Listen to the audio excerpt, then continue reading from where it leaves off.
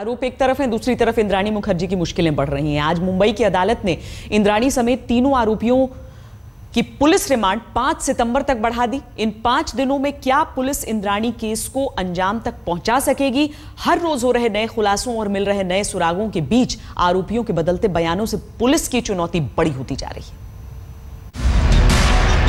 अचानक मुंबई के बांद्रा कोर्ट में हलचल मची। पता चला कि नकाब में ढके चेहरों के साथ देश के सबसे सनसनीखेज हत्याकांड के तीनों आरोपियों को पुलिस कोर्ट रूम में हाजिर कर रही है। अदालत में पेश करने का मकसद सिर्फ इनकी पुलिस रिमांड को बढ़ाना था, क्योंकि अभी तो पूछताछ में कई साजिशों के तार मिल रहे हैं, रहस्य की परतें खुल रही हैं। कोर्ट में इंद्राणी, संजीव खन्ना और ड्राइवर श्यामवर को एक साथ खड़ा किया गया। कोर्ट रूम खचाखच भरा था। इंद्राणी की छोटी बेटी भी वहां मौजूद थी।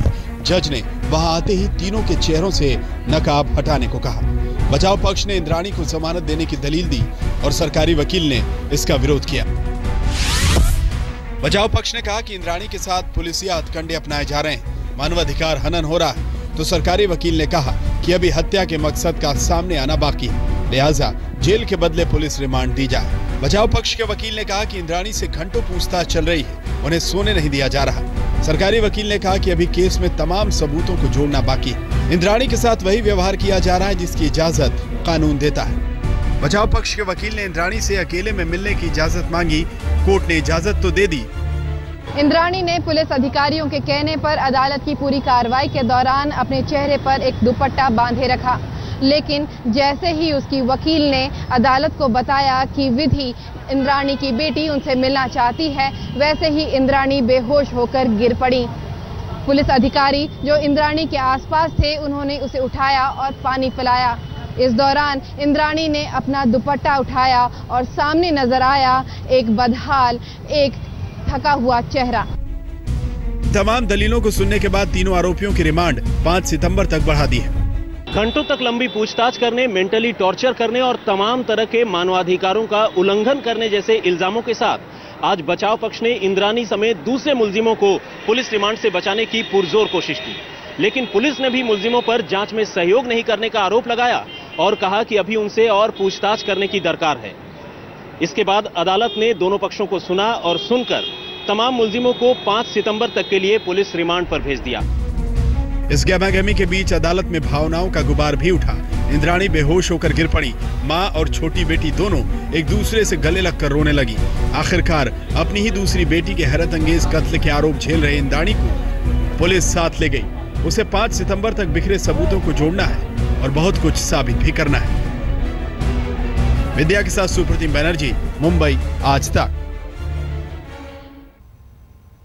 सवाल सिर्फ एक बेटी के कत्ल का नहीं है।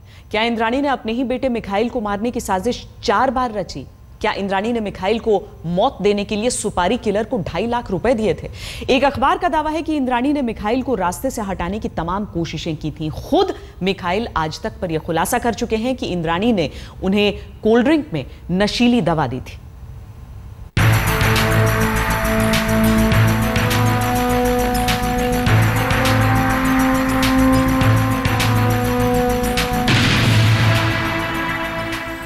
बेशुमार दौलत, टूटते जुड़ते रिश्ते, साजिश और कत्ल को बेनकाब करती शीना हत्याकांड की कहानी अभी खत्म नहीं हुई।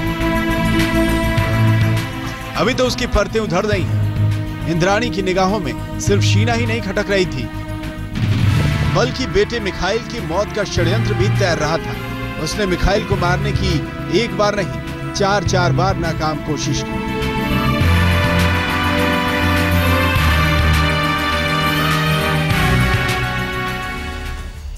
एक अखबार के मुताबिक पुलिस की पूछताछ में साफ हुआ है कि इंद्राणी मुखर्जी ने अगस्त 2014 में अपने ही बेटे मिखाइल की हत्या के लिए एक कॉन्ट्रैक्ट किलर हायर किया था।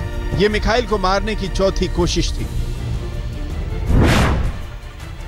अखबार के मुताबिक पुलिस ने एक सुपारी किलर को हिरासत में लिया है। सुपारी किलर को मिखाइल की हत्या के लिए 2.5 लाख रुपए दिए गए।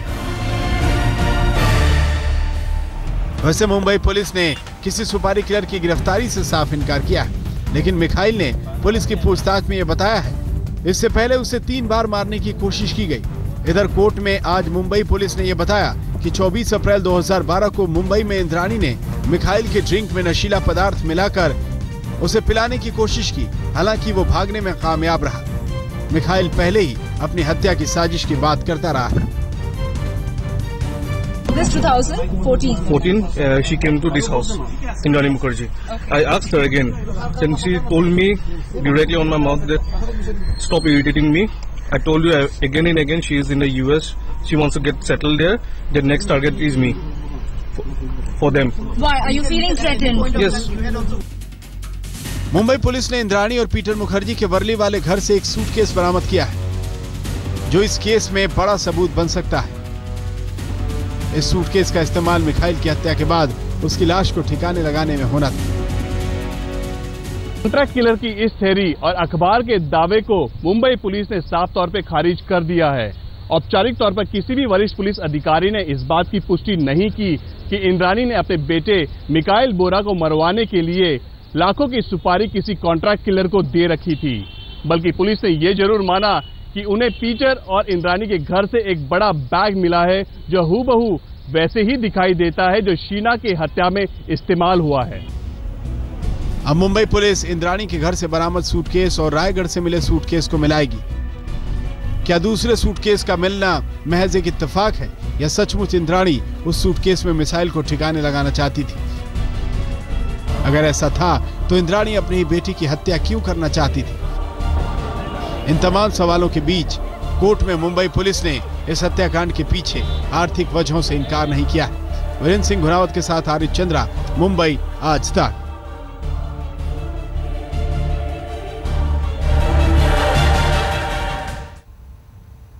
बात राजनीति की करते हैं। 2 सितंबर से आरएसएस और उसकी सहयोगी संस्थाओं की एक बड़ी बैठक शुरू हो रही है।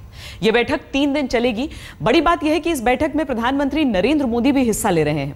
वैसे कहा जा रहा है कि बैठक में सरकारी कामकाज पर चर्चा नहीं होगी, लेकिन मोदी के इसमें हिस्सा लेने की खबर से सियासी कयास तेज हो गए। प्रधानमंत्री बनने के बाद यह पहला मौका है जब नरेंद्र मोदी राष्ट्रीय स्वयंसेवक संघ के किसी बैठक में हिस्सा लेंगे।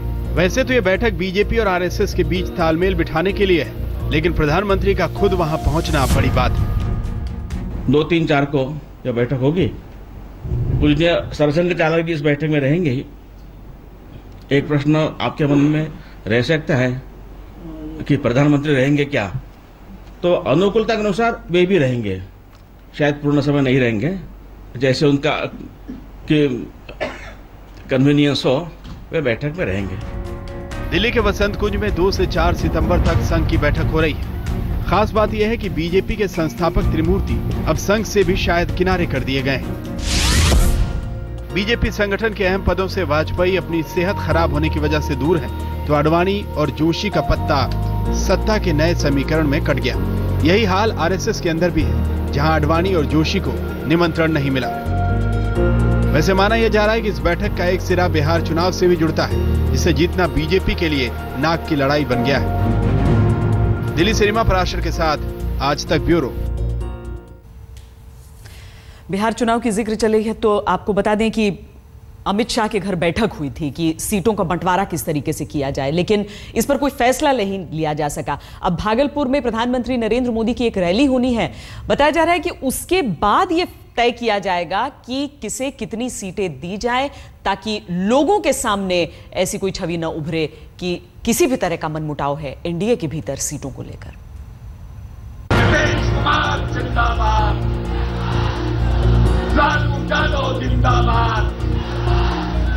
नीतीश, लालू, सोनिया का महागठबंधन बीजेपी और उसकी अगुवाई वाले एनडीए से पूछ रहा है कि हमारा नेता तो साफ है, आपका कौन है?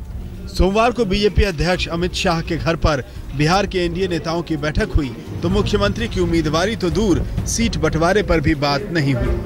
कि आज जो है हम लोगों का एक इनफॉर्मल बातचीत क्या कहते हुई है कि कैसे पार्टी को, कैसे एनडीए को मजबूत किया जाए और कैसे 2/3 बहुमत से हम जीत करके आवे। सीट शेयरिंग का जहां तक मामला है 1 हफ्ता के अंदर में हम लोगों का पूरा हो जाएगा। आज कोई बातचीत नहीं हुई है? नहीं, आज कोई बातचीत नहीं हुई है। प्रधानमंत्री जी और सब मिलकर जो तय करेंगे वही होगा। मुख्यमंत्री से मुख्यमंत्री की चिंता मत कीजिए, यहाँ पर 1 दर्जन योग्य, सक्षम और दमदार लोग हैं। लेकिन अंदर तो कुछ और भी पक रहा है। अब शाह के घर पासवान और मांझी भले ही अगल बगल बैठे, लेकिन सूत्रों के मुताबिक रामविलास पासवान के बेटे चिराग पासवान ने कुछ दिनों पहले ही बीजेपी नेतृत्व से मांझी के कुछ उम्मीदवारों पर ऐतराज जताया। सीटों को लेकर सहयोगी दलों का दबाव तो बीजेपी पर पहले से ही है। ऊपर से मुख्यमंत्री पद की दावेदारी को लेकर बीजेपी के सुशील कुमार मोदी और आरएलएसपी के उपेंद्र कुशवाहा में ठनी रहती है। दूसरी तरफ पासवान और मांझी भी सीएम पद पर नजरें गड़ाए बैठे हैं। फिलहाल तो यह तय हुआ कि रैलियों में एनडीए के सभी दलों के झंडे पोस्टर लहराएंगे। देखिए, उसमें समय सीमा की बात नहीं है, लेकिन जल्दी हम लोग कर लेंगे, उसमें कहीं कोई दिक्कत नहीं है, बिल्कुल सब स्मूथली हो जाएगा। सीटों का बंटवारा आज भले न हो पाया, लेकिन आज तक के सूत्रों को मिली जानकारी के मुताबिक बीजेपी ने सीट फॉर्मूला तैयार कर रखा है। उसके मुताबिक बीजेपी 160 से 165, पासवान की लोक जनशक्ति पार्टी 40 से 45, कुशवाहा की आरएलएसपी 20 से 25 और मांझी की हम सेकुलर को 12 से 15 सीटें मिल सकती हैं। बिहार चुनाव पर एनडीए सहयोगियों की बैठक में हर मुद्दे पर चर्चा हुई सिवाय सीट बंटवारे के। एक बहुत मुश्किल फैसला भी हुआ। गठबंधन को ये सलाह दी गई कि वो आपसी झगड़े और मनमुटाव को अंदर ही रखे और बाहर एकजुटता का मुखौटा पहने। अब राजनीति और वो भी चुनाव में नेताओं के लिए इस बात को अमल में लाना तो बेहद मुश्किल है, लेकिन लालू नीतीश के सामने फिलहाल एनडीए जो ना करे वो कम है। माना यही जा रहा है कि कहीं सीट बंटवारे में पैदा होने वाला असंतोष प्रधानमंत्री नरेंद्र मोदी की भागलपुर रैली में उभर कर सामने न आए, इसलिए इस नाजुक मसले को 5 सितंबर के लिए टाल दिया गया है। दिल्ली से रीमा पराशर के साथ आज तक ब्यूरो। वैसे महागठबंधन में मुख्यमंत्री का चेहरा जरूर है, लेकिन अगर आरजेडी को चुनाव के बाद जेडीयू से ज्यादा सीटें आ गई तो क्या मुख्यमंत्री का चेहरा बरकरार रहेगा? यह भी बड़ा सवाल है। बिहार की राजनीति में अभी पूरी तरीके से हर जो मुमकिन चीज है वो नजर आ रही है।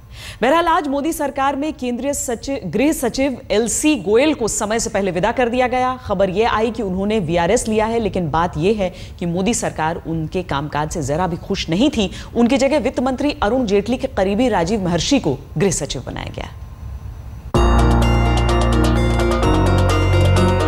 कहने को तो केंद्रीय गृह सचिव एलसी गोयल ने वीआरएस लिया, यानी अपनी मर्जी से रिटायर हो गए, लेकिन सूत्र कहते हैं कि उन्हें जाने को कह दिया गया और जो आज रिटायर होने वाले थे उन्हें 2 साल का विस्तार देकर नए गृह सचिव की कुर्सी पर बिठा दिया गया है। उनका नाम है राजीव महर्षि। पिछले 6 महीनों में एलसी गोयल प्रधानमंत्री मोदी की उम्मीदों पर खरा नहीं उतर पाए और इसीलिए आनन फानन में उनकी विदाई हो गई। गृह मंत्रालय में इस बड़े बदलाव से मोदी सरकार ने साफ कर दिया है कि जो अधिकारी उनके मुताबिक काम नहीं करेगा वो सरकार के साथ नहीं चल पाएगा। एलसी गोयल का अभी 2 साल का कार्यकाल बाकी था, लेकिन आज तक को मिली एक्सक्लूसिव जानकारी के मुताबिक भारत पाकिस्तान के बीच एनएसए स्तर की बातचीत नाकाम रहने के फौरन बाद ही एलसी गोयल को हटाने की तैयारी कर ली गई थी। उनको हटाने की कुछ खास वजह हैं। हाल ही में हुए नागा समझौते के बाद मीडिया में यह खबर आई कि पीएमओ ने इस मामले में गृह मंत्रालय को शामिल नहीं किया, यहाँ तक कि समझौते की कॉपी भी गृह मंत्रालय को नहीं दी। इन खबरों के आने से सरकार गृह सचिव से नाराज थी। एलसी गोयल के कामकाज, खासतौर पर गृह मंत्रालय में संयुक्त सचिवों पर भी उनका नियंत्रण न होने से सरकार खुश नहीं थी। एलसी गोयल के जाते ही विपक्ष मोदी सरकार पर हमलावर हो गया। पहले से तानाशाही का आरोप लगाता आ रहा विपक्ष कह रहा है कि यही मोदी सरकार के कामकाज का तरीका है।